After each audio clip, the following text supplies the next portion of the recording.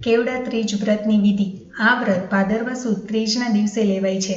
વ્રત કરનારે નિત્ય કર્મથી પરવારી ભગવાન શંકરની કેવડાથી પૂજા કરવી। આ દિવસે નકોડો ઉપવાસ કરવો અને આખો દિવસ કેવડો સૂંઘવો।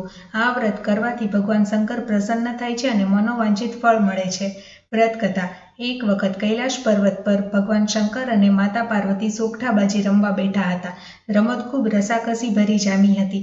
ત્યાં જ વચમાં પાર્વતીને કંઈક યાદ આવતા ભગવાનને પૂછી બેઠા, સ્વામી, તમને પામવા માટે કયું વ્રત કર્યું હશે તે મને યાદ નથી।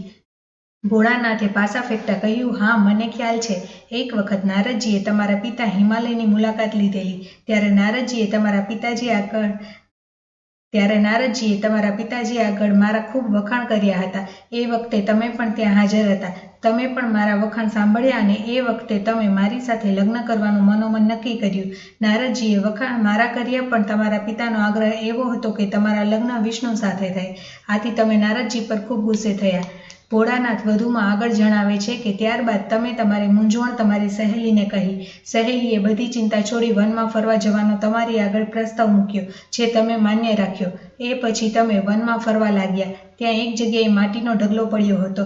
તમે એ માટીના ઢગલા આગળ આવીને બેઠા અને સાથે રમતા રમતા માટીનું એક શિવલિંગ બનાવી દીધું। ત્યાર પછી તેની પૂજા કરવા માટે કેવડો, બીલીપત્ર વગેરે લાવ્યા। ભક્તિભાવે આ બધું વસ્તુઓ શિવલિંગ પર ચડાવી। ભાદરવા સુદ ત્રીજનો એ દિવસ હતો। તમે એ દિવસે ગુસ્સામાં કંઈ ખાધું ન હતું, છતાં તમે પ્રસન્ન ચિત્તે ભૂખ્યા પેટે મારી પૂજા કરી। આથી હું તમારા પર પ્રસન્ન થયો અને તમને વરદાન માંગવા કહ્યું।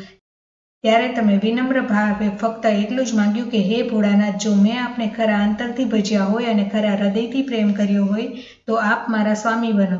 તથાસ્તુ કહી પછી હું અદૃશ્ય થઈ ગયો। ત્યાર પછી તમારા પિતા તમને શોધતા ત્યાં આવી ચડ્યા અને તમને કંઈ પૂછે એ પહેલાં જ તમે એમને જણાવી દીધું કે હું તન મનથી મારા ભોળા શંભુને વરી ચૂકી છું, માટે હવે હું અન્ય સાથે લગ્ન નહીં કરું।